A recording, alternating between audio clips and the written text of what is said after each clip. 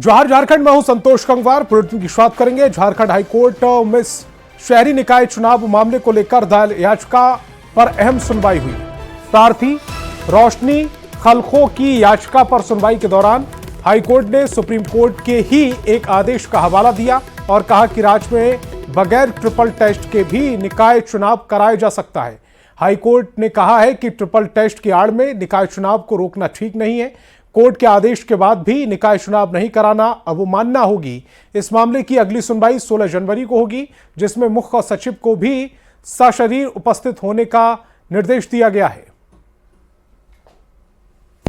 वाला जो प्रवृत्ति है उसको ये लाना चाह रहे हैं, तो इस पे ये माननीय न्यायालय ने कहा है कि ये prima facie it appears to be a matter of contempt. Again the matter has been kept on Thursday. I hope and trust कि स्टेट गवर्नमेंट और स्टेट इलेक्शन कमीशन एक कंक्रीट प्लान के साथ उस दिन आएंगे और अपना जो संवैधानिक जो बाध्यता है, जो रूल ऑफ लॉ का जो कंसेप्ट है, जो फंडामेंटल लॉ है अपने देश का कॉन्स्टिट्यूशन, उसमें दिए हुए जो मैंडेट है उसको पालन करेंगे, और नहीं करेंगे तो हमें लगता है कि माननीय न्यायालय कड़ा रुख अख्तियार करेगा। और धनबाद के डिगवाडीह में निजी स्कूल में 10वीं क्लास की छात्राओं की शर्ट उतरवाई गई थी। इस मामले में जिला विधिक सेवा प्राधिकार यानी डालसा ने संज्ञान लिया है। मामले की जांच के लिए प्रशासन की टीम स्कूल पहुंची और स्कूल की प्रिंसिपल के ऑफिस को सील कर दिया गया। साथ ही छात्राओं, अभिभावकों और स्कूल स्टाफ से पूछताछ की। घटना के विरोध में अभिभावकों ने हाथों में तख्ती लेकर विरोध जताया। अभिभावक स्कूल प्रबंधन के रवैये से नाराज है। इस बीच एक ऑडियो वायरल हो रहा है जिसमें छात्राओं को स्कूल टीचर की ओर से बुलाने और घटना पर चुप्पी साधने की नसीहत दी जा रही है। प्रशासन ने साफ कहा है कि मामले में जो भी दोषी होंगे उन पर कड़ी कार्रवाई की जाएगी।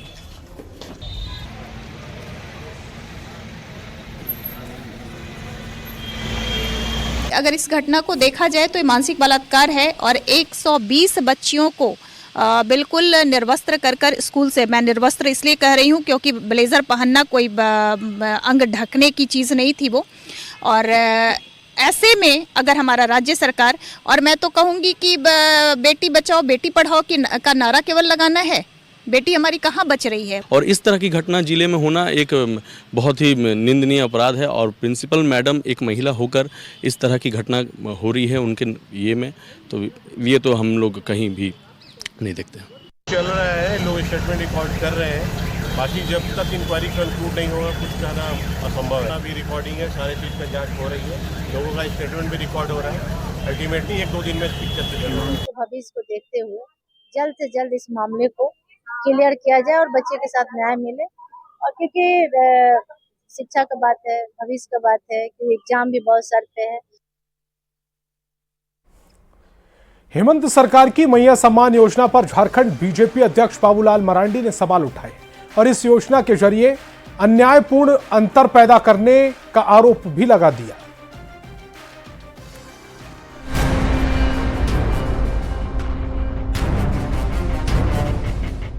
हेमंत सोरेन की मैया सम्मान योजना समाज में अन्यायपूर्ण अंतर पैदा कर रही है, ये आरोप लगाया है झारखंड बीजेपी अध्यक्ष बाबूलाल मरांडी ने। सोशल मीडिया साइट एक्स पर बाबूलाल मरांडी ने पोस्ट कर लिखा, सक्षम महिलाओं को 2500 रुपए और विधवाओं को केवल 1000 रुपए। हेमंत सरकार किस तर्क से यह अन्यायपूर्ण अंतर पैदा कर रही है? सरकार को सबसे कमजोर वर्ग, असहाय विधवा महिलाओं के अधिकारों पर कुठाराघात करने के निर्णय पर पुनर्विचार करना चाहिए। हेमंत सरकार से बाबूलाल मरांडी का सवाल तर्कपूर्ण है, पर गौर करने वाली बात ये भी है कि जिस योजना पर अभी वो सवाल उठा रहे हैं उसी के जैसी गोगो दीदी योजना का वादा बीजेपी ने भी चुनाव से पहले किया था। Bureau report, news 18।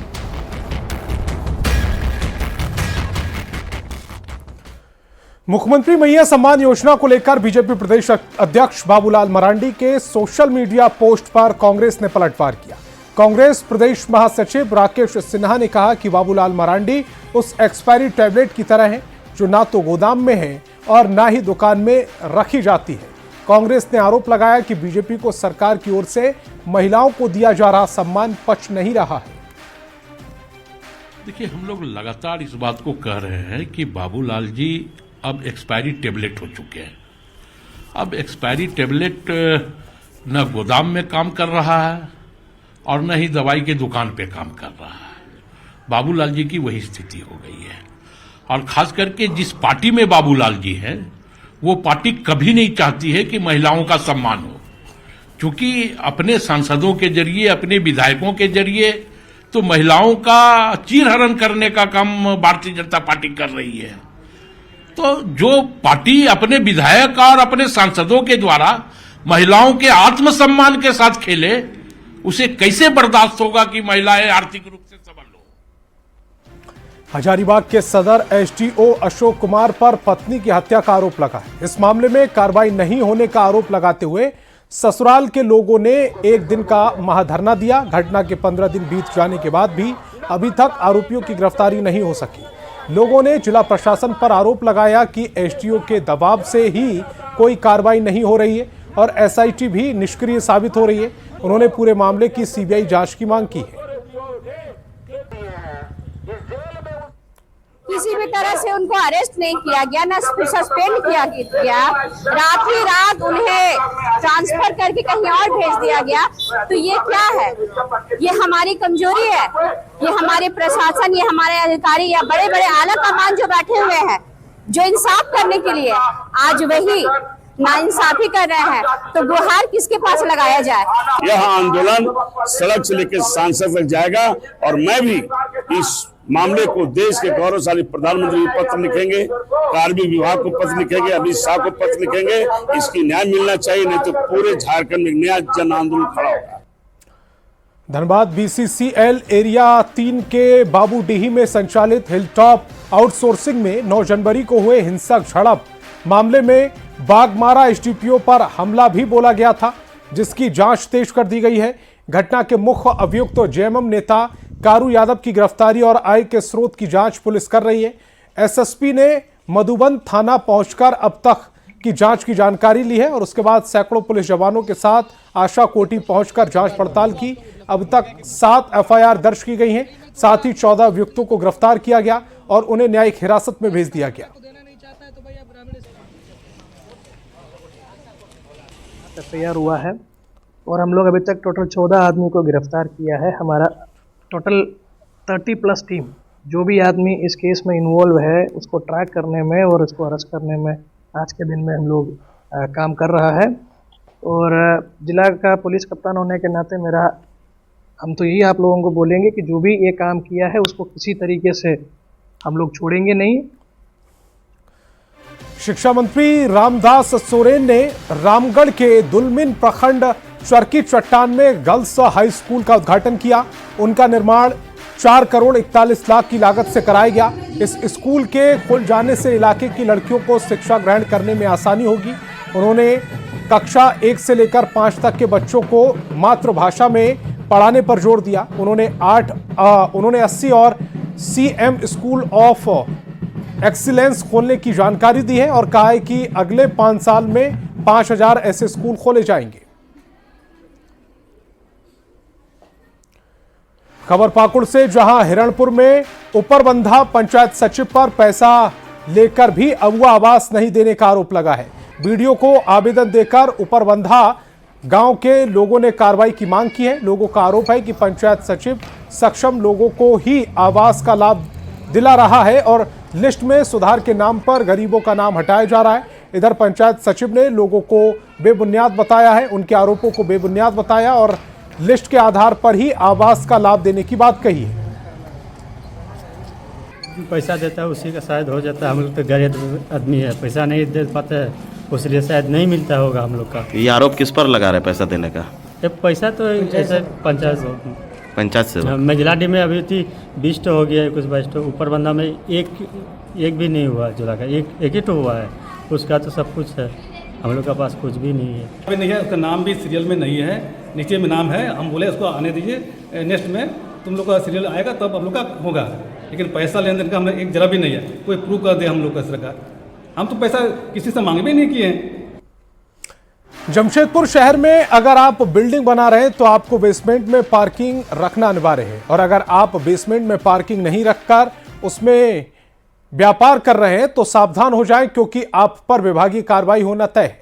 Notified area committee के नगर आयुक्त कृष्ण कुमार ने कहा है कि शहर में जो भी बिल्डिंग बायलॉज का उल्लंघन कर बिल्डिंग बनाई गई है, वैसे 16 बिल्डिंग मालिकों को नोटिस भेजकर 7 दिनों के अंदर पार्किंग एरिया को मुक्त करने का निर्देश दिया गया है। साथ ही बिल्डरों को हिदायत दी गई है कि आप पार्किंग एरिया बनाए नहीं तो कार्रवाई की जाएगी। प्राय ये देखा जा रहा है कि लोगों के पार्किंग बेसमेंट में हम लोग पार्किंग के लिए रखते हैं, लेकिन लोग जो है कमर्शियल एक्टिविटी कर रहे हैं। तो ऐसे लोगों को पहले चिन्हित भी किया गया है और खाली भी कराया गया। इस बार भी लोगों को हम लोग के द्वारा लगभग 16 लोगों को आइडेंटिफाई किया गया और इनको बेसमेंट खाली करने का नोटिस किया गया है। इस संदर्भ में एक एडीएम लोहनगर की अध्यक्षता में एक कमेटी भी बनी हुई है जो मॉनिटर किया जा रहा है और लगातार मीटिंग हो रही है। तो ऐसे लोग जिनको नोटिस किया जा रहा है वो तो अविलंब खाली कर दे। रांची के मोराबादी मैदान में आयोजित टुसु महोत्सव में आज की 10 जगहों से महिलाओं और युवतियों ने हिस्सा लिया। टोली 251 फीट ऊंचे चौड़ल के साथ पहुंची। लोग चौड़ल के साथ सेल्फी ले रहे थे और ढोल नगाड़ा और मांदर की थाप पर गीत गाए जा रहे थे। रांची विमेंस कॉलेज और डॉक्टर श्यामा प्रसाद मुखर्जी विश्वविद्यालय के विद्यार्थी भी इसमें शामिल हुए। इस आयोजन को कुरमाली भाषा परिषद ने आयोजित किया था। प्रोफेसर एनसी महतो ने टुसु पर्व की सांस्कृतिक अहमियत और धान की फसल का महत्व समझाया। ये एक्चुअली ये टुसु जो है वो धान का प्रतीक है। वो धान का खेती जो करता है बेसिकली अपने धान की खेती का उत्पत्ति कुर्मी समुदाय लोग किए हैं, जो कुर्मी समुदाय लोग, और ये धान के खेती को विभिन्न तरीका से करते हैं। केवल एक तरीका से नहीं करते, पूरा वर्ष में 2 बार इसको खेती करते हैं, कई तरीके से करते हैं।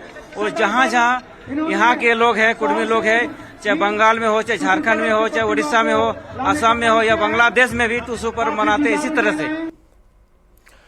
चाईबासा में मकर संक्रांति और टुसु पर्व को लेकर बाजारों में खरीदारों की भीड़ उमड़ी। कपड़े, राशन और तिलकुट की दुकानों में रात तक लोग खरीदारी में जुटे रहे। टुसु पर्व को लेकर लोग बाजारों से टुसु की प्रतिमा भी लेकर घर गए। मकर पर्व को लेकर तिलकुट की दुकानों में भी रात तक लोग तिलकुट खरीदते दिखे।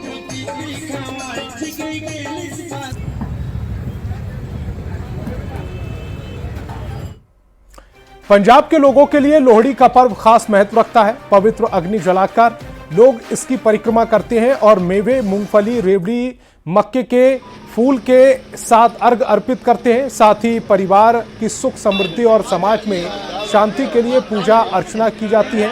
राजधानी रांची में पंजाबी हिंदू बिरादरी की ओर से लोहड़ी मनाई गई, जिसमें मुख्य रूप से रांची विधायक सीपी सिंह मौजूद रहे। विधायक सीपी सिंह ने कहा कि सभी मिलजुल कर इस त्योहार को मनाते हैं। जो एक साल आपने जितने तरह के भी क्लेश विचार मन में लाए हैं उसको आज जलाने का है और नए साल में प्रेम भाव से रहने का है, सद्भाव से रहने का है। तो मैं आज लोहड़ी पर्व के शुभ अवसर पर सभी को अपनी ओर से हार्दिक शुभकामनाएं और मंगल कामनाएं। एक स्पिरिचुअल होता है जो हम तिल डालते हैं आग में कि हमारे जो भी आप समझिए जो भी गलतियां हमने की हैं, अगर कुछ हमसे सिन हुआ हो, कुछ पाप हुआ हो, तो वो उस तिल जो जलता है उसके साथ वो भी जल के राख हो जाए और ऊपर वाला हमें इसके बख्शे। जमशेदपुर में मकर संक्रांति हर समुदाय अपने अपने तरीके से मना रहा है। साथ ही पंजाबी समाज के लोग लोहड़ी पर्व धूमधाम से मना रहे हैं। इस दिन घर के आगे आग जलाकर आग के साथ फेरे लेकर आग में चूड़ा तिलकुट डालकर लोहड़ी पर्व मनाते हैं। लोगों से बात की न्यूज 18 संवाददाता आशीष तिवारी ने। लोहनगरी जमशेदपुर शहर में मकर संक्रांति हो, टुसु हो या लोहड़ी हो, उसकी उत्साह साफ तौर पर देखने को मिल रही है। पंजाबी समाज के लोग जो है आप देख सकते हैं कि लोहड़ी पर्व जो है धूमधाम से मनाया जा रहा है और लोहड़ी पर्व इसलिए मनाया जाता है कि जिसकी नई शादी हो, नए बच्चे हो, उसको लेकर ये पूरी तरह से आप देख सकते हैं कि डांस और धूमधाम से जो क्या बच्चे क्या बुजुर्ग सभी लोग जो है लोहड़ी की जो रंग में रंग चुके हैं और उत्साह साफ तौर पर देखने को मिल रहा है कि किस तरह युवा जो है और लोग किस तरह अग्नि के चारों तरफ ये घूम घूम कर लोहड़ी पर्व मनाते हैं। और जो चूड़ा होता है वो डाला जाता है अग्नि में, और उसके बाद जो कहा जाता है कि जिसकी नई शादियां होती है, नए बच्चे होते हैं, उसको उत्साह के लिए ये लोहड़ी मनाई जाती है। बच्चे के बारे में हम नहीं जानते हैं, हर खुद से हर सब नया अच्छा बच्चे रहे, उम्र बड़े अच्छे बच्चे रहे, साल अच्छा जाए। कितना इंतजार रहता है?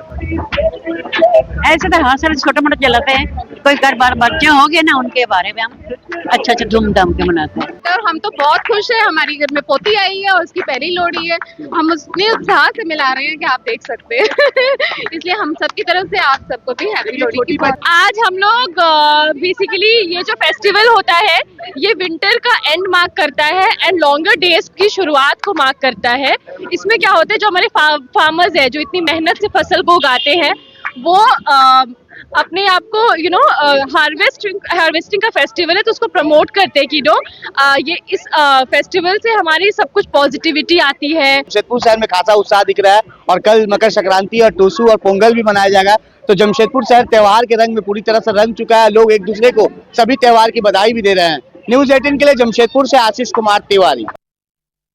झारखंड में इस बार मकर संक्रांति से पहले दूध और दही की बम्पर बिक्री हुई। झारखंड सरकार की कोऑपरेटिव एजेंसी मेधा ने 11 जनवरी से लेकर 14 जनवरी तक के लिए दूध और दही सेलिंग का विशेष प्लान बनाया था और इन 4 दिनों में दूध और दही की रिकॉर्ड तोड़ सेलिंग हुई है। मेधा के डायरेक्टर की माने तो 11 जनवरी से अब तक 1 लाख किलो दही के साथ 10 लाख लीटर दूध की बिक्री हो चुकी है। एक दिन जो हमारे पास बचा हुआ है उसमें हम लोग 2-2.5 लाख लीटर दूध और बेच लेंगे। दही की जहाँ तक बात है, दही हम लोगों ने 1,50,000 kg का लक्ष्य रखा था और पिछले 3 दिनों में ऑलरेडी हम लोग 1 लाख kg दही जो है हम एक्सीड कर चुके हैं। और आज चूँकि संक्रांति का दिन है, कल आने वाला कल, तो आज हमारी मैक्सिमम डिमांड है, तो 50,000 kg जो है हम आज दूध की दही की सप्लाई कर। मकर संक्रांति का त्योहार आने वाला है और ऐसे में कोडरमा के मुख्य बाजारों में तिलकुट समेत दूसरी मिठाई की दुकान सज गई। दुकानदारों की ओर से 2 महीने पहले से गया से कारीगर बुलाकर तिलकुट तैयार कराया जा रहा है। बाजार में चीनी, गुड़ और खोबा की तिलकुट की विशेष मांग है। बाजार का जायजा लिया है संवाददाता रितेश लोहानी ने। तिल की सौंधी खुशबू और गुड़ की मिठास अब कोडरमा की फिजाओं में घुलने लगी है। हम उसी तिलकुट के कारखाने में हैं और यह आप तस्वीरों में साफ देख सकते हैं कि किस प्रकार से तिल और गुड़ के मिश्रण को और चीनी के मिश्रण को कारीगर यहाँ पे कूट रहे हैं और कूटते हुए एक मिठाई यानी कि तिलकुट का रूप दे रहे हैं। है ना, तो ही कढ़ाई चढ़ाते हैं, वहाँ ले तैयारी करते हैं और वो पट्टी उधर है उस पर चढ़ाते हैं। चढ़ाने के बाद इस कढ़ाई में मिसाता है, मिसाने के बाद कुटाता है, कुटने के बाद वहाँ तैयारी, वहाँ पैकिंग होता है। कौन कौन सा तिलकुट बनता है यहाँ? चीनी और गुड़ दोनों और खोआ, बहुत सुपर तिलकुट यहाँ मिलता है, बनता भी है। तिल का सामान एक खास्ता तिलकुट है 260 रुपये किलो का है, गुड़ का तिलकुट है 280 रुपये किलो का है, तिल का मस्का है, तिल का लड्डू है, काला तिल का लड्डू है और एक खोआ तिल का लड्डू है। बाजार में कैसा डिमांड रहता है? बाजार में तो खोआ और खास्ता तिलकुट का डिमांड रहता है और गुड़ का भी ज्यादा डिमांड रहता है। उम्मीद जता रहे हैं कि इस बार मकर संक्रांति में उन्हें अच्छी खासी बिक्री होने की उम्मीद है। रितेश लोहानी, न्यूज़ 18 कोडरमा। तो इस बुलेटिन में फिलहाल इतना ही। आप देखते रहिए न्यूज़ 18 बिहार झारखंड।